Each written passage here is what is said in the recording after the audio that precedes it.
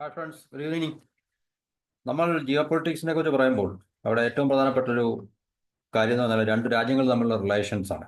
ഇപ്പം America Russia, അല്ലെ America China, Russia China, India China, India Pakistan, അല്ലെങ്കിൽ ഉം, സൗദി ഇറാൻ, അമേരിക്ക ഇറാൻ, ഇങ്ങനെയൊക്കെയുള്ള രാജ്യങ്ങൾ തമ്മിൽ അത് ജിയോ പൊളിറ്റിക്കലി ഇമ്പോർട്ടൻ്റ് ആയിട്ടുള്ള, ഞാൻ നേരത്തെ വീഡിയോയിൽ പറഞ്ഞിട്ടുണ്ട്.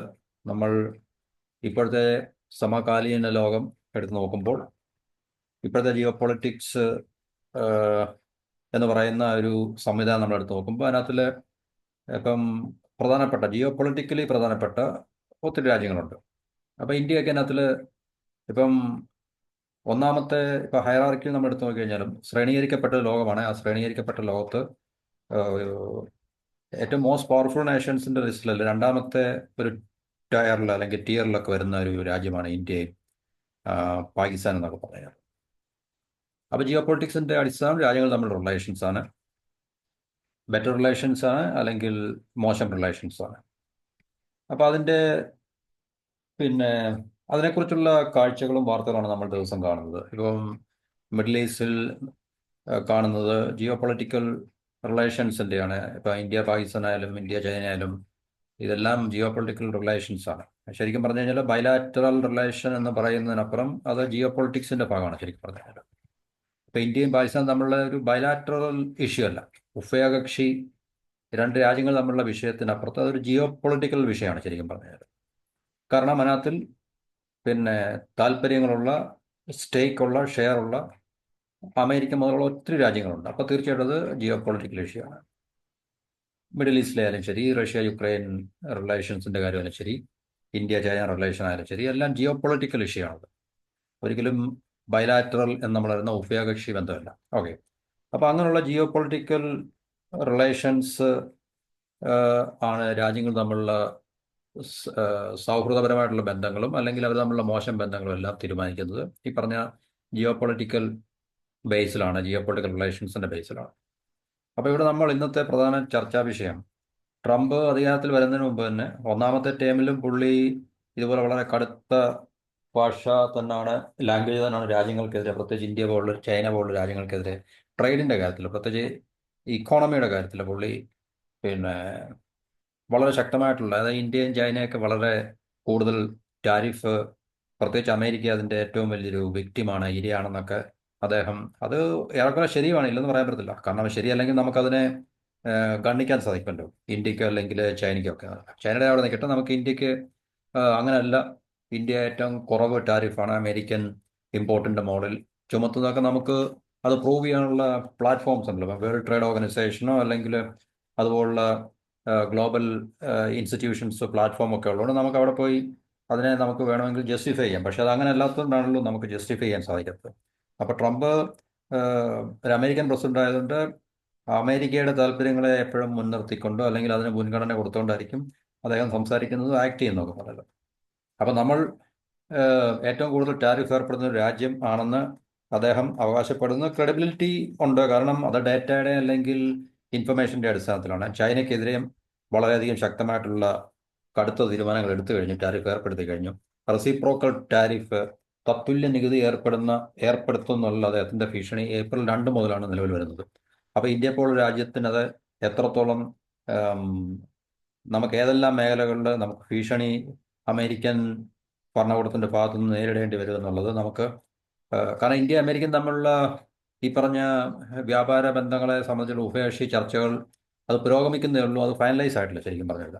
പക്ഷേ ഏപ്രിൽ 2 എന്നുള്ളത് നാളെയാണ് ട്രംപ് പറഞ്ഞിട്ടുള്ള ഫൈനൽ ഡേറ്റ്. അപ്പം നാളെ നമുക്കറിയാൻ സാധിക്കാം. ഒരുപക്ഷെ ഇന്ത്യക്ക് മുകളിൽ അദ്ദേഹം സമ്മർദ്ദം ചെലുത്തി ഇന്ത്യയിൽ നിന്ന് കൂടുതൽ കൺസെഷൻസ് കിട്ടുവാനൊക്കെ ശ്രമിക്കും. അദ്ദേഹത്തിന്റെ ഏറ്റവും വലിയൊരു സ്ട്രാറ്റജി തന്ത്രം അതാണല്ലോ, ഭീഷണിപ്പെടുത്തിയിട്ട് പ്രഷർ, പിന്നെ വല്ലാത്ത സമ്മർദ്ദം മറ്റു രാജ്യങ്ങൾക്ക് മേൽ ചുമത്തിയിട്ട് രാജ്യത്തെ പിന്നെ വരുതിയിൽ കൊണ്ടുവരികയും അങ്ങനെ അമേരിക്കക്ക് കൂടുതൽ ട്രേഡിന്റെ കാര്യത്തിൽ നേട്ടം ഉണ്ടാക്കിയെടുക്കാൻ ശ്രമിക്കുകയൊക്കെ ചെയ്യാണ് ട്രംപ് ചെയ്തുകൊണ്ടിരിക്കുന്നത്. അപ്പോൾ ഇന്ത്യക്കെതിരെ ആ ഭീഷണി അദ്ദേഹം മുഴക്കുന്നുണ്ട്.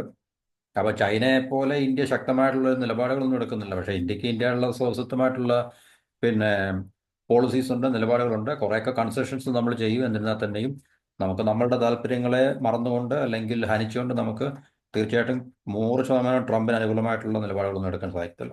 എന്നാലും ഒരു ലെസർ പവർ ആയതുകൊണ്ട് തീർച്ചയായിട്ടും ഒരു ഗ്രോയിങ് എക്കോണമിക് പവർ ആയതുകൊണ്ട് നമുക്ക് ഒത്തിരി വിട്ടുവീഴ്ചകൾ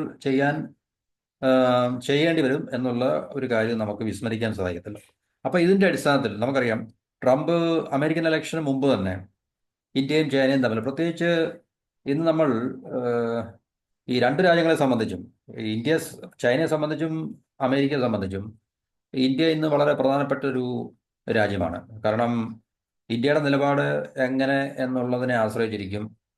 കാരണം ചൈനയെ ഒതുക്കാൻ വേണ്ടി അമേരിക്കയ്ക്ക് ഏറ്റവും ആശ്രയിക്കാൻ സാധിക്കുന്നത് ഇന്ത്യയാണ്. കാരണം ചൈനയ്ക്കെതിരെ ഒരു ശക്തമായിട്ടുള്ള എങ്കിലും നമുക്ക് പ്രത്യക്ഷമായിട്ട് എന്ന് പറയുന്ന പരോക്ഷമായിട്ടോ അല്ലെങ്കിൽ പുറമേ നമുക്ക് തോന്നുന്ന രീതിയിൽ ചൈനയ്ക്കെതിരെ ശക്തമായിട്ടുള്ള ഇപ്പം നമ്മുടെ ബോർഡർ ഇഷ്യൂസ് ഒക്കെ വന്ന സമയത്തൊക്കെ തന്നെ പിന്നെ മറ്റു പല നമുക്ക് ശുഭകരമല്ലാത്ത റിപ്പോർട്ടുകളൊക്കെ ഉണ്ടെങ്കിൽ തന്നെയും ഇപ്പം എസ്പെഷ്യലി കഴിഞ്ഞ കുറേ കാലമായിട്ട് ചൈനയെ അറ്റ്ലീസ്റ്റ് ഒരു മിലിറ്ററി കോൺഫ്രണ്ടേഷൻ്റെ ഒരു സ്റ്റേജിൽ വന്നെത്തി നിൽക്കുന്ന ഒരു രാജ്യം ഇന്ത്യയാണ് ശരിക്കും പറഞ്ഞു കഴിഞ്ഞാൽ. അപ്പം ചൈനയെ ഒതുക്കുവാൻ എസ്പെഷ്യലി കടലിൽ, മാരിടൈം സോണിൽ, ഇന്ത്യൻ ഓഷ്യൻ എന്ന് പറയുന്ന സീയിൽ ചൈനയെ ഒതുക്കുവാൻ പിന്നെ കഴിവുള്ള അല്ലെങ്കിൽ അതിന് പൊട്ടൻഷ്യൽ ഉള്ള ഒരു രാജ്യം ഇന്ത്യയാണെന്ന് അമേരിക്ക നേരത്തെ തിരിച്ചറിഞ്ഞുകൊണ്ടാണ് അമേരിക്ക ഇന്ത്യയെ ഏറ്റവും കൂടുതൽ അവരുടെ സെക്യൂരിറ്റി ഒരു പാർട്ണർ ആക്കുന്നതും. അല്ലെങ്കിൽ ഇപ്പം നമുക്കെല്ലാം ആനുകൂല്യങ്ങൾ അവർ തരുന്നൊന്നുമില്ല. കാരണം തരാനുള്ള പണികളൊക്കെ തരികയും അറ്റ് ദ സെയിം ടൈം ഈ പറഞ്ഞ ഒരു ജിയോ പൊളിറ്റിക്കൽ അവരുടെ ഇൻട്രസ്റ്റ് കാത്തു സൂക്ഷിക്കാൻ വേണ്ടി ഇന്ത്യയെ കൂടുതൽ അവരെ ആശ്രയിക്കുകയും ചെയ്യുന്നൊരു കാഴ്ച ഇപ്പോൾ നിലവിലുണ്ട്. ഇനി മറു സൈഡിൽ ചൈനയ്ക്കും അതുപോലെ തന്നെ ഈ ട്രംപ് വരുന്നതിന് മുമ്പ് തന്നെ ഒരുപക്ഷെ അവർക്ക് അറിയാമായിരിക്കുമല്ലോ, ട്രംപ് വന്നു കഴിഞ്ഞാൽ സാമ്പത്തികമായിട്ട് വളരെയധികം ചൈനയ്ക്ക് ഈ പറഞ്ഞ ടാരിഫിൻ്റെയും അല്ലെങ്കിൽ ചുങ്കത്തിൻ്റെയും കാര്യത്തിൽ ശക്തമായിട്ടുള്ള നിലപാട് ട്രംപ് എടുക്കുമെന്നും, അപ്പോൾ അതുവഴി അവർക്ക് നഷ്ടപ്പെടാൻ പോകുന്ന വലിയ ബിസിനസ് ആയിരിക്കും അമേരിക്കൻ മാർക്കറ്റിലൊക്കെ. അപ്പോൾ അതിനെയൊക്കെ കോമ്പൻസേറ്റ് ചെയ്യാൻ വേണ്ടി അവർ തീർച്ചയായിട്ടും ഇന്ത്യയുടെ ഈ വളരെ മോശമായി നിന്നിരുന്ന ബന്ധം അത് തണുപ്പിക്കുകയും നമ്മളെ റഷ്യയിൽ നടന്ന ബ്രിക്സ് സമ്മിറ്റിൽ രണ്ട് നേതാക്കൾ തമ്മിൽ സംസാരിക്കുകയും കഴിഞ്ഞ വർഷം, അപ്പോൾ അതുപോലെ തന്നെ ഈ നിലനിൽക്കുന്ന പ്രശ്നത്തിന് അയവ് വരുത്തുവാനൊക്കെ അവർ ശ്രമിക്കുക. അപ്പോൾ അന്നേ നമ്മൾക്ക് ഇതിനെക്കുറിച്ച് വ്യക്തമായ ധാരണ നമുക്കുണ്ടായിരുന്നു. കാരണം ചൈനയ്ക്കെതിരെ അമേരിക്കയുടെ ഏതെങ്കിലുമൊക്കെ തരത്തിലുള്ള ഒന്നീ സാമ്പത്തികമായിട്ടോ അല്ലെങ്കിൽ മറ്റ് മിലിറ്ററി പരമായിട്ടുള്ള ഏതെങ്കിലും പടയൊരുക്കം അല്ലെങ്കിൽ നീക്കങ്ങൾ ഉണ്ടാകാനുള്ള സാധ്യത ഒരുപക്ഷെ ചൈന മുന്നിൽ കണ്ടുകൊണ്ടായിരിക്കാം ഈ പറഞ്ഞ ഒരു നിലപാട് എടുക്കുവാൻ ചൈനയെ പ്രേരിപ്പിച്ചതാണ്. കാരണം ഇന്ത്യയായിട്ട് ഉടക്കി നിന്ന് കഴിഞ്ഞാൽ തീർച്ചയായിട്ടും അമേരിക്കയുടെ ഭാഗത്തുനിന്ന് വരുന്ന ഈ പറഞ്ഞ വളരെ ശക്തമായിട്ടുള്ള അമേരിക്കൻ ഇപ്പം for example China Taiwan issue ഒക്കെ തന്നെ വളരെ ഹീറ്റപ്പ് ചെയ്യുകയാണെങ്കിൽ അമേരിക്കയുടെ അറ്റൻഷൻ ഒരുപക്ഷെ റഷ്യ യുക്രൈൻ വാർ ഒന്ന് സ്റ്റോപ്പ് ചെയ്തിട്ട് അടുത്ത ചൈനയെ ടാർഗറ്റ് ചെയ്യുന്നവരാണെങ്കിൽ തീർച്ചയായിട്ടും ഇന്ത്യയായിട്ട് മോശം റിലേഷൻസിൽ നിൽക്കുന്നൊരവസ്ഥയിൽ ചൈനയ്ക്ക് അതിനെ ശക്തമായി പ്രതിരോധിക്കാൻ സാധ്യമാകത്തില്ല. അപ്പോൾ അതിന് പകരം ഇന്ത്യയായിട്ടുള്ള ബന്ധങ്ങൾ സുദൃഢമാക്കിക്കൊണ്ട് പലതരത്തിലുള്ള കൺസെഷൻസ് അങ്ങോട്ടും ഇങ്ങോട്ടൊക്കെ ചെയ്തുകൊണ്ട് മുന്നോട്ട് പോവുകയാണെങ്കിൽ അമേരിക്കയുടെ ഭാഗത്തുനിന്ന് ട്രംപിൻ്റെ ഭാഗത്തുനിന്ന് ഏതെങ്കിലും തരത്തിലുള്ളൊരു സമ്മർദ്ദ തന്ത്രം ഉണ്ടാകുകയാണെങ്കിൽ അപ്പോൾ ഇന്ത്യ അതിനകത്തിൽ കൂടുതൽ വഴങ്ങത്തില്ല. അമേരിക്കയ്ക്ക് ചൈനയെ കണ്ടെയ്ൻ ചെയ്യാൻ വേണ്ടി കൂടുതൽ വഴങ്ങാതിരിക്കുവാനും അപ്പം ഇന്ത്യയെ കൂടുതൽ ചൈനയ്ക്കൊപ്പം നിർത്തുവാനൊക്കെ ഉള്ളൊരു ശ്രമത്തിൻ്റെ ഫലമായിട്ടായിരിക്കാം ചൈനീസ് ലീഡർഷിപ്പ് പ്രത്യേകിച്ച് താല്പര്യമെടുത്തിട്ട് നമ്മളുമായിട്ടുള്ള ബന്ധം കൂടുതൽ ശക്തമാക്കുവാൻ അല്ലെങ്കിൽ നിലനിൽക്കുന്ന പ്രശ്നങ്ങൾക്ക് ഒന്നയവ് വരുത്തി. കാരണം ചൈനയാണ് ചൈനയാണ് അഗ്രസർ എന്നുള്ളത് നമുക്കറിയാം. അപ്പോൾ അത് ഒരുപക്ഷെ റഷ്യൻ പ്രസിഡന്റ് വ്ളാഡിമിർ പുടിൻ്റെ മീഡിയേഷനിലായിരിക്കും നടന്നത്. കാരണം മൂന്ന് രാജ്യങ്ങൾക്കും ഇപ്പോൾ അമേരിക്കയിൽ നിന്നും പലതരത്തിലുള്ള പ്രശ്നങ്ങൾ നമ്മൾ നേരിടുന്നുണ്ട്. ഇന്ത്യ പ്രത്യേകിച്ച് ഈ പറഞ്ഞ വ്യാപാര ട്രേഡിൻ്റെ കാര്യങ്ങളിലും സാങ്ഷനാണല്ലോ അമേരിക്കയുടെ ഏറ്റവും വലിയ ആയുധം. അതായത് സാമ്പത്തിക ഉപരോധം ഏത് രാജ്യത്തിൻ്റെ മുകളിലും അവർ ഇംപ്ലിമെൻ്റ് ചെയ്യാൻ അല്ലെങ്കിൽ ഇമ്പോസ് ചെയ്യാൻ അവരെപ്പോഴും തയ്യാറായി നിൽക്കുന്ന ഒരു രാജ്യമാണ് അമേരിക്ക എന്നുള്ളത്. മറ്റൊരു രാജ്യത്തിനും അങ്ങനെ ട്രേഡ് സാങ്ഷൻ എന്നുള്ളൊരു ആയുധം ആരും അങ്ങനെ ഉപയോഗിക്കാറില്ല. ഒരു രാജ്യം അങ്ങനെ ഇപ്പം റഷ്യ ഇത്രയും വലിയൊരു പവർഫുൾ രാജ്യമായതുകൊണ്ട് ഇതുവരെ നമ്മൾ റഷ്യ അല്ലെങ്കിൽ മറ്റേതെങ്കിലും രാജ്യം ഇപ്പം ചൈന അല്ലെങ്കിൽ ഈവൻ ഇന്ത്യ, ഇപ്പം ഇന്ത്യക്കൊക്കെ സാങ്ഷൻ ചെയ്യാൻ ഇപ്പം നേപ്പാൾ അതുപോലുള്ള രാജ്യങ്ങളുടെയൊക്കെ മുകളിൽ നമുക്ക് സാമ്പത്തിക ഉപരോധമൊക്കെ നമുക്ക് വേണേൽ ഏർപ്പെടുത്താം. കാരണം ഇവിടുന്ന് അങ്ങോട്ട് പോകുന്ന ട്രേഡ് അവരുടെ ഒന്നും മേടിക്കുന്നില്ല നമ്മൾ തീരുമാനിച്ചാൽ നമുക്ക് ചെയ്യാൻ പറ്റുന്നത്. പക്ഷേ നമ്മളൊന്നും അങ്ങനെ ഈ അമേരിക്കയെ പോലെ കടുത്ത ഇതുപോലുള്ള ഈ ഇക്കണോമിക് സാങ്ഷൻസ് അല്ലെങ്കിൽ ഇതുപോലുള്ള ഈ പറഞ്ഞ ടാരിഫ് അല്ലെങ്കിൽ മറ്റു രീതിയിലുള്ള ഭീഷണികൾ അല്ലെങ്കിൽ ഈ പറഞ്ഞ അവരുടെ മാർഗങ്ങളുണ്ടല്ലോ, അവർക്ക് പല രാജ്യങ്ങളെ പല രീതിയിൽ അവർക്ക് പ്രഷർ ചെയ്യാൻ സാധിക്കും. അപ്പോൾ അതൊന്നും മറ്റു രാജ്യങ്ങൾ ഇതുവരെ ഉപയോഗിച്ച് കാണുന്നില്ല. അമേരിക്ക മാത്രമേ അത് പല രാജ്യങ്ങൾക്കെതിരെ, ഇപ്പോൾ ഇറാനെതിരെ ആയാലും ശരി, പണ്ട് ഇറാഖിനെതിരെ ആയാലും ശരി, പാകിസ്ഥാനെതിരെ ഉപയോഗിക്കും, ഇന്ത്യക്കെതിരെ ഉപയോഗിക്കും, ചൈനയ്ക്കെതിരെ ഉപയോഗിക്കും, വെനിസുലയ്ക്കെതിരെ, കൊളംബിയ അല്ലെങ്കിൽ റഷ്യ, ഇതുപോലെ എല്ലാ രാജ്യങ്ങൾക്കെതിരെ അവർ ഉപരോധങ്ങൾ ഏർപ്പെടുത്തുന്നതിൽ വളരെ പണ്ട് മുതലേ അമേരിക്കയുടെ ഏറ്റവും വലിയൊരു പവർഫുൾ വെപ്പണാണ് ഇക്കണോമിക് സാങ്ഷൻ എന്ന് പറഞ്ഞു കഴിഞ്ഞാൽ. അതെന്തുകൊണ്ടാണെന്ന് ചോദിച്ചു കഴിഞ്ഞാൽ അവർ മോസ്റ്റ് പവർഫുൾ നേഷനാണ് ഇക്കണോമിക്കലി, മിലിറ്ററിലി. പിന്നെ ഇന്റർനാഷണൽ ഇൻസ്റ്റിറ്റ്യൂഷൻസ് എല്ലാം അവരുടെ പരിധിയിൽ നിൽക്കുന്നതാണെന്നൊരു, അല്ലെങ്കിൽ അവരുടെ നിയന്ത്രണത്തിൽ സ്വാധീനത്തിലുള്ളതാണ്. മനസ്സിലായല്ലോ. IMF ആയാലും വേൾഡ് ബാങ്ക് ആയാലും ഈവൻ അങ്ങനെ പല UN ആയാലും അല്ലെങ്കിൽ മറ്റ് ഗ്ലോബൽ ഇൻസ്റ്റിറ്റ്യൂഷൻസ് എല്ലാം തന്നെ അവരുടെ സ്വാധീന വലയത്തിലോ അല്ലെങ്കിൽ ഒരു കൺട്രോളിങ് ഒരു നിയന്ത്രണത്തിലൊക്കെ ആയതുകൊണ്ട് തീർച്ചയായിട്ടും അവർക്ക് ഈ പറഞ്ഞ, പിന്നെ അതിൻ്റെ അവരുടേതായിട്ടുള്ള ഒത്തിരി, അവർക്ക് സ്വന്തമായിട്ടുള്ള ഒത്തിരി ആയുധങ്ങളുണ്ടല്ലോ ഇതുപോലെ ഒരു രാജ്യത്തെ സ്ക്വീസ് ചെയ്യാൻ, ചവിട്ടി എന്താണ് പറയുന്നത്, അവരുടെ കാൽ കീഴിലാക്കുവാൻ അവർക്ക് തീർച്ചയായിട്ടും പവർ ഉള്ളതുകൊണ്ടാണല്ലോ അവർ ഈ സാങ്ഷൻസ് ഉപയോഗിക്കുന്നത്. ഇപ്പം അവർ നിയമം കൊണ്ടുവന്നു കഴിഞ്ഞാൽ ഇപ്പം റഷ്യയായിട്ട് കച്ചവടം നടത്തുന്ന എല്ലാ രാജ്യങ്ങൾക്കും, റഷ്യയുടെ മേൽ മാത്രമല്ല, ഇപ്പം റഷ്യ യുക്രൈൻ തമ്മിൽ വാറുണ്ടായപ്പോൾ റഷ്യക്കെതിരെ സാങ്ഷൻ, ഇക്കണോമിക് സാങ്ഷൻ, സാമ്പത്തിക വിരോധം. അപ്പം റഷ്യയായിട്ട് ബിസിനസ് ചെയ്യുന്ന എല്ലാ രാജ്യങ്ങളിലും അതിനകത്തിൽ ആ, വരും എന്നൊരു നിയമം അവരുണ്ടായി കഴിഞ്ഞാൽ, ഇപ്പം ഇന്ത്യ റഷ്യയിൽ നിന്ന് ഓയിൽ മേടിക്കുന്നു, അപ്പോൾ ഇന്ത്യക്കെതിരെ സാങ്ഷൻ വരുന്നു. അല്ലെങ്കിൽ ഇറാനുമായിട്ടുണ്ടല്ലോ, അപ്പോൾ ഇറാനിൽ നിന്ന് നമ്മൾ ഓയിൽ മേടിക്കുന്നു, ഇന്ത്യക്ക് എതിരെ സാങ്ഷൻ വരുന്നു. അപ്പം ഇങ്ങനെയുള്ള പല രീതിയിൽ അവർക്ക് പിന്നെ അവരുടെ നയങ്ങൾ ഉണ്ടാക്കിയെടുക്കുവാനോ അല്ലെങ്കിൽ ആ നയങ്ങൾ ലോകത്തിൻ്റെ മേളിൽ അടിച്ചേൽപ്പിക്കാനൊക്കെ അവർക്ക് സാധിക്കുന്നു. അപ്പം ഈ ഒരു ത്രെട്ടിൻ്റെ, ഭീഷണിയുടെ വെളിച്ചത്തിലാണ് ചൈന നമ്മളുമായിട്ട് കൂടുതൽ സമാധാനപരമായിട്ടുള്ള ചർച്ചകൾ ഏർപ്പെടുക അല്ലെങ്കിൽ ആ, അതിർത്തിയിൽ നിലനിന്ന പ്രശ്നങ്ങൾക്ക് അല്പം അയവ് വരുത്താനൊക്കെ ചൈന ശ്രമിച്ചതും ഇപ്പോൾ ശ്രമിച്ചുകൊണ്ടിരിക്കുന്നതും. രണ്ട് രാജ്യങ്ങൾ തമ്മിലുള്ള പിന്നെ എന്താണ് പറയുന്നത്, ഡയലോഗ്സ്, ചർച്ചകളൊക്കെ മുന്നോട്ട് പോകുന്നുണ്ട്. അപ്പം അതിൻ്റെ വെളിച്ചത്തിലാണ് നമ്മളിപ്പോൾ ഈ ഒരു പിന്നെ ടോപ്പിക് നടന്നല്ലോ. അപ്പോൾ ഇത് ട്രംപിൻ്റെ ഭാഗത്തു നിന്നുള്ള ടാരിഫ് ത്രട്ട് ഈ രണ്ട് രാജ്യങ്ങളെയും, ലോകത്തിലെ ഏറ്റവും രണ്ട് ശത്രു രാജ്യങ്ങളായിട്ടുള്ള ഇന്ത്യയും ചൈനയും കൂടുതൽ നല്ല സുഹൃത്തുക്കളാക്കി മാറ്റുന്നു എന്നുള്ളതാണ് ഈ ടൈറ്റിൽ പറയുന്നത്. അപ്പോൾ ഇതിനകത്തിൽ ചൈന ഇപ്പോൾ നല്ല ഒരു കുട്ടിയായിരിക്കുകയാണ്. ചൈന പറയുന്നത് ഞങ്ങൾ ഇനി ഇന്ത്യയിൽ നിന്ന് കൂടുതൽ സാധനങ്ങൾ വാങ്ങിക്കാൻ തയ്യാറാണ്. മറ്റേ ഇന്ത്യയും ചൈനയും തമ്മിലുള്ള ട്രേഡിൽ ഏറ്റവും കൂടുതൽ പിന്നെ ഫേവർ ചൈനയ്ക്കാണ്. കാരണം ഇന്ത്യ ഏറ്റവും കൂടുതൽ ഇമ്പോർട്ട് ചെയ്യുന്നു, ചൈന ഏം, ഇന്ത്യയിൽ നിന്ന് കുറച്ച് ഇമ്പോർട്ട് ചെയ്യുന്നു, അല്ല തിരിച്ച്. ചൈന ഇന്ത്യയിലേക്ക് കൂടുതൽ സാധനങ്ങൾ വിൽക്കുന്നു, ഇന്ത്യ ചൈനയിലേക്ക് കുറച്ച് സാധനങ്ങൾ വിൽക്കുന്നു. അപ്പോൾ അതുകൊണ്ട് ആ ട്രേഡ് ഗ്യാപ്പ് എപ്പോഴും ഇന്ത്യക്ക് അനുകൂലമല്ലായിരുന്നു, ചൈനയ്ക്കാണ് അനുകൂലം എന്ന് പറയുന്നത്. 2023-24 $101.7 ബില്യൺ ട്രേഡ് ഉണ്ടായി എന്ന് പറയുന്നുണ്ട്. ഇത് പക്ഷേ കറക്റ്റ് ആണോ എനിക്കറിയില്ല. ഇത് 101 ബില്യൺ അന്ന് ചെക്ക് ചെയ്യണം. പക്ഷേ ഇവിടെ പറഞ്ഞിരിക്കുന്നത് 101.7 ബില്യൺ ഇൻ 2023-24 എന്നാണ് പറയുന്നത്. അപ്പോൾ അതിൽ ഇന്ത്യക്കാണ് പ്രതികൂലമായിട്ടുള്ള, എന്നുവെച്ചാൽ ട്രേഡ് ഡെഫിസിറ്റ് ഇന്ത്യക്കാണ് ശരിക്കും പറഞ്ഞാൽ. എന്നുവെച്ചാൽ നമ്മൾ കൂടുതൽ വാങ്ങിക്കുകയും കുറവ് വിൽക്കുകയും ചെയ്യുന്നു ചൈനയോട്ട്. അപ്പോൾ അങ്ങനെയുള്ളൊരു പിന്നെ അടിസ്ഥാനത്തിലാണ് ചൈന ഇപ്പോൾ, കാരണം ഇന്ത്യയായിട്ട് ബന്ധങ്ങൾ കൂടുതൽ പ്രത്യേകിച്ച് വ്യാപാര മേഖലയിലാണ് കേട്ടോ, മറ്റ് മേഖലയിലല്ല. കാരണം ചൈനയും പാകിസ്ഥാനും തമ്മിലുള്ള ബന്ധം ആം, കുറയ്ക്കുമെന്നോ അല്ലെങ്കിൽ ആം, ചൈനയും പാകിസ്ഥാനും തമ്മിലുള്ള പിന്നെ സാമ്പത്തിക അല്ലെങ്കിൽ സാമ്പത്തിക പോട്ടെ, മറ്റേ മിലിറ്ററി സെക്യൂരിറ്റി ടൈസ് ഇന്ത്യക്കെതിരെ ഉപയോഗിക്കത്തില്ലെന്നോ അങ്ങനെയൊന്നുമല്ല വന്നിരിക്കുന്നത്.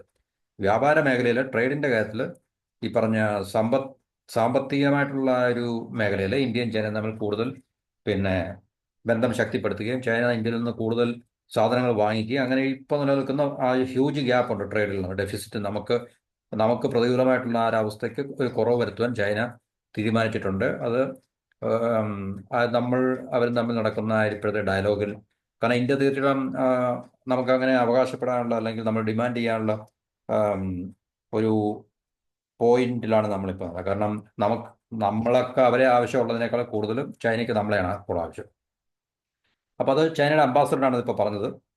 പിന്നെ ഈ പറഞ്ഞ റെസിപ്രോക്കൽ ടാരിഫ് ഇന്ത്യയും ചൈനയും എല്ലാം ഒരുപോലെ ബാധിക്കുന്ന ഒരു അവസ്ഥയിൽ ഈ പറഞ്ഞ എല്ലാ രാജ്യങ്ങളുടെയും പിന്നെ ട്രേഡിനെ അത് ഭയങ്കരമായിട്ട് ബാധിക്കുന്നതാണ്. അപ്പോൾ അമേരിക്കയുടെ കച്ചവടം നടത്താൻ വളരെ ബുദ്ധിമുട്ടായതുകൊണ്ട് ഈ വലിയ രണ്ട് രാജ്യങ്ങളും വലിയ രണ്ട് മാർക്കറ്റുമായിട്ടുള്ള ഇന്ത്യയും ചൈനയും തീർച്ചയായിട്ടും ഈ വ്യാപാര മേഖലയിൽ ബന്ധം കൂടുതൽ ശക്തിപ്പെടുത്തുകയാണെങ്കിൽ അമേരിക്കയുടെ ഭാഗത്തു നിന്നുള്ള പ്രഷറിനെ ഇക്കണോമിക് പ്രഷർ അല്ലെങ്കിൽ ഇക്കണോമിക് സാങ്ഷൻ ടാരിഫ് എന്നൊക്കെയുള്ള ഒരു വിഷയത്തെ നമുക്ക് കൂടുതൽ അതിനെ സെറ്റ് ഓഫ് ചെയ്യാനും ന്യൂട്രലൈസ് ചെയ്യാനും സാധിക്കുന്നൊക്കെയാണ്. അപ്പോൾ ചൈന ആണ് സമ്മതിച്ചിട്ടുള്ളത് ഞങ്ങൾ കൂടുതൽ താല്പര്യം ഉണ്ട് ഇന്ത്യയുമായിട്ട് കൂടുതൽ വ്യാപാര ബന്ധങ്ങൾ ശക്തിപ്പെടുത്തുവാനും അതുപോലെ ഇന്ത്യയിൽ നിന്ന് കൂടുതൽ സാധനങ്ങൾ വാങ്ങിക്കുവാനും എന്നൊക്കെ ചൈന പറയുക എന്ന് പറഞ്ഞാൽ അത് വലിയൊരു മാറ്റമാണ് നമുക്ക് കാണാൻ സാധിക്കുന്നത് ചൈനയുടെ ഭാഗത്ത്. എന്തുകൊണ്ടാണെന്ന് ചോദിച്ചു കഴിഞ്ഞാൽ ഇപ്പോൾ വേറെ മാർഗ്ഗമൊന്നുമില്ല.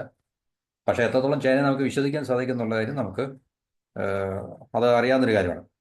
അപ്പോൾ 101.7 ബില്യൺ പിന്നെ ട്രേഡ് രണ്ട് രാജ്യങ്ങളും തമ്മിൽ ഉണ്ടായിരുന്നു 2023-24. അപ്പോൾ അത് ഏറ്റവും കൂടുതൽ ചൈനയ്ക്ക് അനുകൂലവും അല്ലെങ്കിൽ ഏറ്റവും കൂടുതൽ ഇന്ത്യക്ക് പ്രതികൂലമായിട്ടാണ്. അപ്പോൾ ഇന്ത്യ ഏറ്റവും കൂടുതൽ എക്സ്പോർട്ട് ചെയ്യുന്നത് petroleum, oil, iron or, marine products, vegetable oil, ഇതൊക്കെ തന്നെയാണ്. ഏകദേശം 16.6 ബില്യൺ. അത് നമ്മുടെ ഗവൺമെൻറ്റിൻ്റെ ഡാറ്റ അനുസരിച്ചാണ് ഇത് വന്നിരിക്കുന്നത്. 16.6 ബില്യൺ ട്രേഡാണ് ഈ പറഞ്ഞ കാര്യങ്ങളെല്ലാം കൂടെ നമ്മൾ ചെയ്യുന്നത്. അപ്പോൾ ഈ ട്രംപ് ശരിക്കും പറഞ്ഞു കഴിഞ്ഞാൽ ചെയ്യുന്നത് ഒരുപക്ഷെ ട്രംപിനും അമേരിക്കയ്ക്കും അറിയാത്തൊരു കാര്യമാണ്. കാരണം ട്രംപ് ഈ പറഞ്ഞ രാജ്യങ്ങൾക്കെതിരെ കൂടുതൽ ശക്തമായിട്ടുള്ള നിലപാടുകൾ എടുക്കുമ്പോൾ ഇന്ത്യയും ചൈനയും തമ്മിൽ കൂടുതൽ ബന്ധങ്ങൾ സുദൃഢമാക്കാനോ അല്ലെങ്കിൽ അത് അവർ തമ്മിൽ കൂടുതൽ ക്ലോസ് ആകാനുള്ളൊരു സാധ്യതയുണ്ട് എന്ന് അമേരിക്കൻ എസ്റ്റാബ്ലിഷ്മെന്റിന് അറിയാൻ വയ്യായിട്ടല്ലായിരിക്കുള്ളത് തീർച്ചയായിട്ടും. അപ്പം ഏപ്രിൽ 2 ട്രംപുമായിട്ടുള്ള റെസിപ്രോക്കൽ ടാരിഫ് അല്ലെങ്കിൽ തത്തുല്യ നികുതി ചുങ്കം ചുമത്തുവാൻ വേണ്ടി അദ്ദേഹം തീരുമാനിച്ചിട്ടുള്ളത്. അപ്പോൾ അത് ഇന്ത്യയും ചൈനയെല്ലാം അദ്ദേഹം ഒരുപോലെ തന്നെ ശക്തമായിട്ടുള്ള ഭാഷയിലാണ് ലോകത്തിൽ ഏറ്റവും കൂടുതൽ ടാരിഫ് അമേരിക്കൻ ഉൽപ്പന്നങ്ങൾക്ക് മുകളിൽ ചുമത്തുന്ന രണ്ട് രാജ്യങ്ങൾ. എന്നാലും ബ്രസീലിനെ പറഞ്ഞില്ല, ബ്രസീൽ, ഇന്ത്യ, ചൈന എന്ന് പറയുന്ന 3 രാജ്യങ്ങൾ ബ്രിക്സിലെ രാജ്യങ്ങളാണ് ടാർഗറ്റ് ചെയ്തത് ശരിക്കും പറഞ്ഞാൽ. അപ്പം അത് ഇന്ത്യയും ചൈനയും ഏറ്റവും കൂടുതൽ ടാരിഫ് ചുമത്തുന്നു എന്നുള്ളൊരു ശക്തമായിട്ടുള്ള പരാതി അല്ലെങ്കിൽ കംപ്ലൈൻറ്റ് ട്രംപിൻ്റെ ഭാഗത്തുനിന്ന് എപ്പോഴും ഉണ്ട്. കാരണം പുള്ളി വളരെ ബ്ലണ്ടായിട്ട് എപ്പോഴും എല്ലാം വിളിച്ചു പറയുന്നൊരു പ്രസിഡന്റ് ആയതുകൊണ്ട് നമുക്ക് അവരുടെ ഉദ്ദേശങ്ങൾ എന്താണെന്ന് മറ്റ് പ്രസിഡൻസ് ഒന്നും ഇതുവരെ ഇങ്ങനെ ഓപ്പണായിട്ട് പബ്ലിക്കായിട്ട് ഇതുപോലുള്ള കാര്യങ്ങൾ, കാരണം അവരുടെ പോളിസീസ് മാറ്റേഴ്സിനെ കുറിച്ചുള്ള അല്ലെങ്കിൽ മറ്റ് രാജ്യങ്ങൾക്കെതിരെ ഇതുപോലെ ശക്തമായിട്ടുള്ള ബ്ലണ്ട് സ്പീച്ച് ഒന്നും ഒരു പ്രസിഡന്റും അങ്ങനെ ചെയ്ത് കേട്ടിട്ടുള്ളതായിട്ട് നമുക്കറിയില്ല. അപ്പം നമ്മൾ ഇന്ത്യ അമേരിക്കയെ കൂടുതൽ സൂപ്പിക്കുന്നു ഒക്കെ ഉണ്ടെങ്കിലും ചൈനയ്ക്ക് അങ്ങനെയുള്ള സൂപ്പിലൊന്നുമില്ല. കാരണം ഇത്രയും നാളായിട്ട് ചൈന അമേരിക്കൻ പ്രസിഡന്റ് വന്നതിന് ശേഷം അവരായിട്ടുള്ള മീറ്റിങ്ങോ അല്ലെങ്കിൽ പിന്നെ അവരുടെ എന്താണ് പറയുക രണ്ട് രാജ്യങ്ങളിലെ നേതാക്കൾ തമ്മിലുള്ള ഉച്ചകോടി അങ്ങനെയുള്ള യാതൊരു സംഭവം ഇതുവരെ ഉണ്ടായിട്ടില്ല. ചൈന അതിന് ആഗ്രഹം ചൈനയുടെ ഭാഗത്തുനിന്നുണ്ട്, പക്ഷേ ട്രംപ് ഇതുവരെ സമ്മതിച്ചിട്ടില്ല. അല്ലെ അമേരിക്കയുടെ ഭാഗത്തുനിന്ന് ഇങ്ങനെയുള്ളൊരു താല്പര്യം ഇതുവരെ ഉണ്ടായിട്ടില്ല എന്നാണ് നമുക്ക് അറിയാൻ സാധിക്കുന്നത്. അപ്പം മോഡി കഴിഞ്ഞ ദിവസം ഒരു മീറ്റിംഗ് ഉണ്ടായിരുന്നല്ലോ, എന്താണ് ഒരു പോഡ്കാസ്റ്റിൽ ആ സമയത്താണ് ഇതുപോലെ പറഞ്ഞത്. അതുപോലെ തന്നെ ചൈനയും ഇന്ത്യയും തമ്മിലുള്ള ബന്ധങ്ങൾ കൂടുതൽ നോർമലൈസ് ചെയ്യാനും ബോർഡറിലുള്ള പ്രശ്നങ്ങളൊക്കെ നമുക്ക് ഡയലോഗിൽ കൂടെ ചർച്ചകളിൽ കൂടെ പരിഹരിക്കാനും ഒക്കെ ഷീ ജിൻപിങ്ങുമായിട്ട് കോപ്പറേറ്റ് ചെയ്ത് അല്ലെങ്കിൽ കൂടുതൽ എന്താണ് പറയുന്നത് സഹകരിച്ച് പ്രവർത്തിക്കുന്നുണ്ട് എന്നൊക്കെയാണ് പറയുന്നത്. അപ്പം 2020 നമുക്കറിയാം ഡോക്ലാമിലുള്ള വിഷയം, പിന്നെ ലഡാക്കിൽ ഉള്ള വിഷയം. അപ്പോൾ ഇതൊക്കെ ഇന്ത്യയും ചൈനയും തമ്മിലുള്ള ബന്ധങ്ങൾ കൂടുതൽ വഷളാക്കിയിട്ടുള്ള സംഭവങ്ങളായിരുന്നു. അപ്പോൾ അത്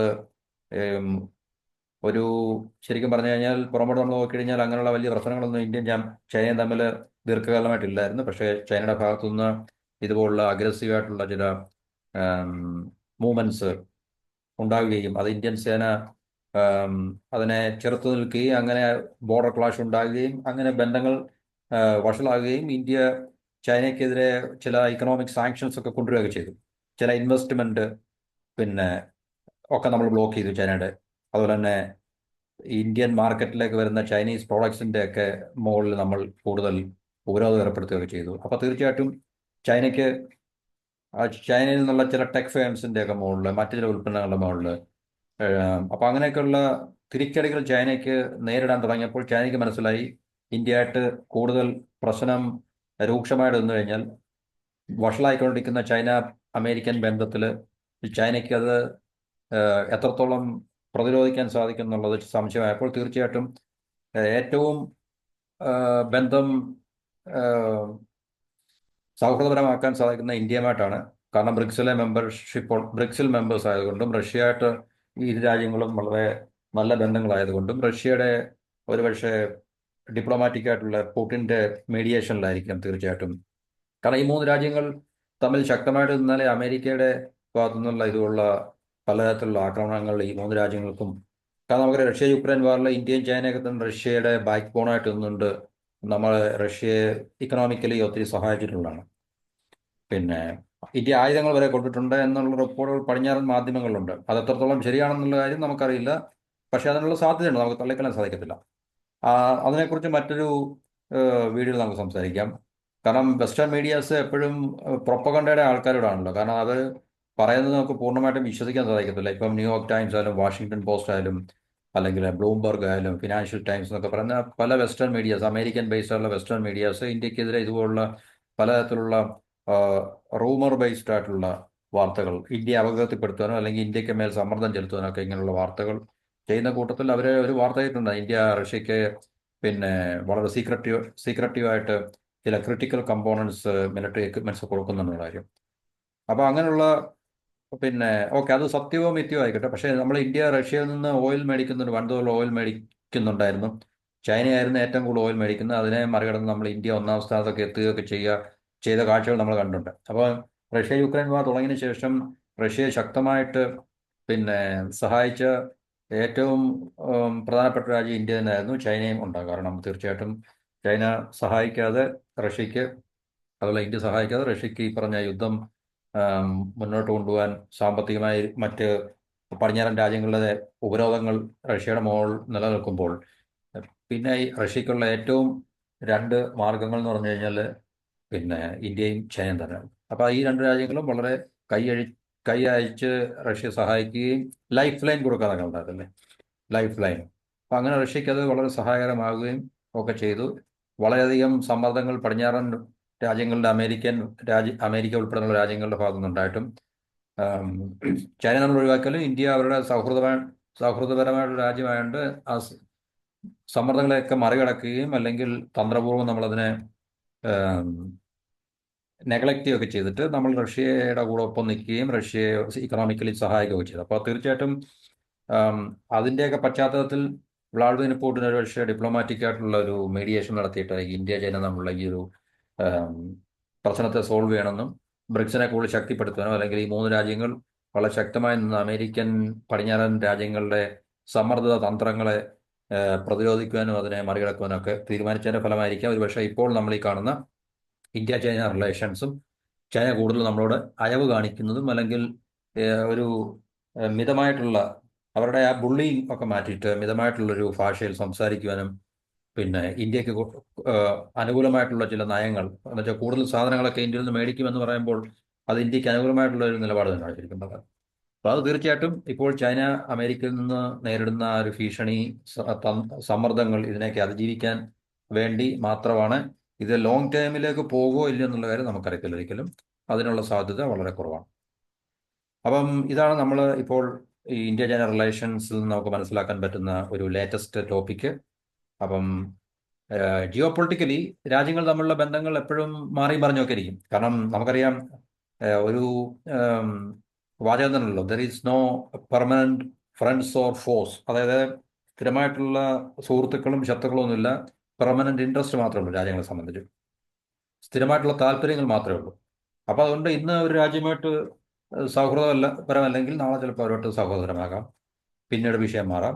അതെല്ലാ രാജ്യങ്ങളും അങ്ങനെ തന്നെ ആയിരിക്കും. ഇപ്പം ഇന്ത്യയും പാകിസ്ഥാനും ചൈനയും ഇപ്പോൾ നല്ല ബന്ധങ്ങളൊക്കെയാണ്. പക്ഷേ കുറെ കഴിഞ്ഞൊരു പക്ഷേ അവർ തമ്മിൽ ഉടക്കി വേർപെടാം, നമുക്കറിയത്തില്ല. കാരണം രാജ്യങ്ങൾക്കെല്ലാം അവരുടെ താല്പര്യങ്ങൾ മാത്രമേ ഉള്ളൂ. അവരുടെ രാജ്യത്തിൻ്റെ സാമ്പത്തിക അല്ലെങ്കിൽ പ്രതിരോധപരമായിട്ടുള്ള സുരക്ഷ ഇത് സംബന്ധിച്ചുള്ള താല്പര്യങ്ങൾ മാത്രമേ ഉള്ളൂ എല്ലാ രാജ്യത്തിനും. അവർക്ക് സ്ഥിരമായിട്ടുള്ളൊരു ഫ്രണ്ടോ സ്ഥിരമായിട്ടൊരു എനിമിയോ ഒന്നുമില്ല, ഒരു രാജ്യത്തിനുമില്ല. പ്രത്യേകിച്ച് ജിയോപൊളിറ്റിക്കലി ഇമ്പോർട്ടൻ്റ് ആയിട്ടുള്ള ഈ രാജ്യങ്ങളുടെ കാര്യം ഞാൻ പറഞ്ഞത്. ഇന്ത്യ പോലുള്ള രാജ്യങ്ങൾ, പാകിസ്ഥാനെ പോലെ അമേരിക്ക, റഷ്യ അല്ലെങ്കിൽ ചൈന, ബ്രിട്ടൻ, ഫ്രാൻസ്, ഇങ്ങനെയുള്ള ജിയോപൊളിറ്റിക്കലി ഇമ്പോർട്ടൻ്റ് ആയിട്ടുള്ള രാജ്യങ്ങൾക്ക് പെർമനന്റ് ഫ്രണ്ട്സും ഇല്ല, പെർമനന്റ് എനിമീസും ഇല്ല, പെർമനന്റ് ആയിട്ടുള്ള താല്പര്യങ്ങൾ മാത്രമേ ഉള്ളൂ. അപ്പോൾ ഇതാണ് നമുക്ക് ഈ ടോപ്പിക്കിനെ കുറിച്ച് പറയാനുള്ളത്. എന്തായാലും രണ്ട് രാജ്യങ്ങൾ, രണ്ട് വലിയ രാജ്യങ്ങൾ തൊട്ടയലത്തായതുകൊണ്ട് അവർ തമ്മിൽ ആം, സമാധാനപരമായിട്ടുള്ള ഒരു എന്താ പറയുന്നത്, ഒരു മുന്നോട്ടുള്ള പോക്കാണ് ഇരു രാജ്യങ്ങൾക്ക് നല്ലത്. കാരണം നമ്മളെപ്പോഴും കോൺഫ്ലിക്റ്റിൽ ഏർപ്പെടുകയാണെങ്കിൽ, കാരണം സാമ്പത്തികമായിട്ട് വളരെ ശക്തി പ്രാപിച്ചിട്ടുള്ള രണ്ട് രാജ്യമായതുകൊണ്ട് രണ്ട് രാജ്യം തമ്മിൽ കോപ്പറേറ്റ് ചെയ്യുകയാണെങ്കിൽ രണ്ട് രാജ്യങ്ങൾക്കും തന്നെ അത് ഗുണകരമായിരിക്കും. അപ്പം ഇന്ത്യയെക്കാളിലും കൂടുതൽ സമ്പദ് വ്യവസ്ഥയിൽ മുന്നിട്ട് നിൽക്കുന്ന ഒരു രാജ്യം ചൈന ആയതുകൊണ്ട് നമുക്ക് ചൈനയെ പല കാര്യങ്ങളും നമ്മൾ ആശ്രയിച്ചതിനാണ് ജീവിക്കുന്നത്. അപ്പോൾ കൂടുതൽ മേഖലകളിൽ അവർക്ക് നമ്മുടെ രാജ്യത്ത് ഇൻവെസ്റ്റ് ചെയ്യാനും അല്ലെങ്കിൽ ടെക്നോളജിയും ക്യാപിറ്റലും ഒക്കെ അവർക്ക് ഇൻവെസ്റ്റ് ചെയ്യാൻ സാധിക്കുമെങ്കിൽ അത് ഇന്ത്യക്ക് സാമ്പത്തികമായിട്ട് നമ്മുടെ വളർച്ചയെ, പിന്നെ ഇപ്പം നമ്മൾ പടിഞ്ഞാറൻ രാജ്യങ്ങളെ മാത്രം ആശ്രയിക്കേണ്ട, അങ്ങനെയല്ല. നമുക്ക് ചൈനയും നമുക്ക് ഇമ്പോർട്ടൻ്റ് ആയിട്ടുള്ള രാജ്യം തന്നെയാണ്. അപ്പോൾ ചൈന തീർച്ചയായിട്ടും വളരെ മാസീവായിട്ടുള്ള ട്രേഡ് നമ്മൾ നടത്തുന്നുണ്ട്. കാരണം പല മേഖലകളും ചൈനീസ് പ്രോഡക്ട്സ്, റോ മെറ്റീരിയൽസ്, ഇല്ല പാർട്സ്, കമ്പോണൻസ് ഒന്നും ഇല്ലാതെ നമുക്ക് മുന്നോട്ട് പോകാൻ സാധിക്കും. നമ്മൾ സോളാർ എനർജിയുടെ കാര്യത്തിൽ നമ്മൾ പറയും, നമ്മുടെ സോളാർ പാനലും അല്ലെങ്കിൽ സോളാർ സെല്ലും ഒക്കെ അമേരിക്കയിലൊക്കെ നമ്മൾ വൻതോതിൽ എക്സ്പോർട്ട് ചെയ്യുന്നുണ്ട്. പക്ഷേ ഇതിൻ്റെ എല്ലാം റോ മെറ്റീരിയൽസും കമ്പോണൻസും എല്ലാം നമ്മൾ ചൈനയിൽ നിന്നാണ് മേടിക്കുന്നത്. അപ്പം അങ്ങനെ പല മേഖലകളിലും ചൈനയായിട്ടുള്ള വ്യാപാര ബന്ധം നമുക്ക് വളരെ ഡീപ്പ് റൂട്ടഡാണ്, നമുക്കത് ഒഴിവാക്കാൻ സാധിക്കത്തില്ല. അപ്പം രണ്ടുപേർക്കും സാമ്പത്തിക താല്പര്യങ്ങളുണ്ട്. പക്ഷേ ഇന്ത്യ ചൈനയും തമ്മിലുള്ള മറ്റ് പ്രതിരോധ സുരക്ഷാ കാര്യങ്ങളിൽ രണ്ടുപേർക്കും ഒരേ സ്വരമല്ല. അത് ഇപ്പോഴും അവിടെ ഒരു കോൺഫ്ലിക്റ്റ് അല്ലെങ്കിൽ അവിടെ ഒരു പവർ, എന്താണ് പറയുന്നത്, ഒരു അധികാരത്തിൻ്റെ അല്ലെങ്കിൽ പവർ പ്രൊജക്ഷൻ രണ്ട് രാജ്യങ്ങളും അങ്ങോട്ട് നടത്തുന്നുണ്ട്. അതൊക്കെ അതതിൻ്റെ ഒരു വശത്തിൽ അത് പോകും. പക്ഷേ ഇപ്പോൾ തൽക്കാലം ഇരു രാജ്യങ്ങളും തമ്മിൽ സാമ്പത്തികമായിട്ട് പിന്നെ കോപ്പറേറ്റ് ചെയ്യാൻ തീരുമാനിച്ചു. അത് നല്ലൊരു ഇൻഡിക്കേഷനാണ്. അങ്ങനെ മുന്നോട്ട് പോകട്ടെ. പക്ഷേ ഇന്ത്യയും ചൈനയും തമ്മിലുള്ള ബന്ധം ഇമ്പ്രൂവ് ആയതുകൊണ്ട് തീർച്ചയായിട്ടും ഇന്ത്യയും പാകിസ്ഥാനും തമ്മിലുള്ള ബന്ധം ഇമ്പ്രൂവ് ആകാൻ പോകുന്നില്ല. പാകിസ്ഥാൻ അവരുടെ സ്ഥിര സ്വഭാവം അതുപോലെ തന്നെ കാത്തു സൂക്ഷിച്ച് മുന്നോട്ട് പോകുമെന്ന് നമുക്കറിയാം. അത് മറ്റൊരു വിഷയം. പക്ഷേ ഇന്ത്യയെ സംബന്ധിച്ച് ചൈനയുമായിട്ട് ബെറ്റർ ആയിട്ടുള്ള എക്കണോമിക് റിലേഷൻസ് കൂടുതൽ സഹായകരമാകും എന്നുള്ള കാര്യത്തിൽ സംശയങ്ങളൊന്നുമില്ല. അപ്പോൾ ഇത്രയും അതിൻ്റെ ടോപ്പിക്കുകൾ അവസാനിപ്പിക്കുന്നു. ആസ് യൂഷ്വൽ എല്ലാവർക്കും ഒരിക്കൽ കൂടി നന്ദി, നമസ്കാരം. ചാനൽ സപ്പോർട്ട് ചെയ്യുക, സബ്സ്ക്രൈബ് ചെയ്യുക. അടുത്തൊരു ടോപ്പിക്കുമായിട്ട് നെക്സ്റ്റ് വീഡിയോയിൽ കാണുന്നവരെ നന്ദി, നമസ്കാരം. Have A wonderful day.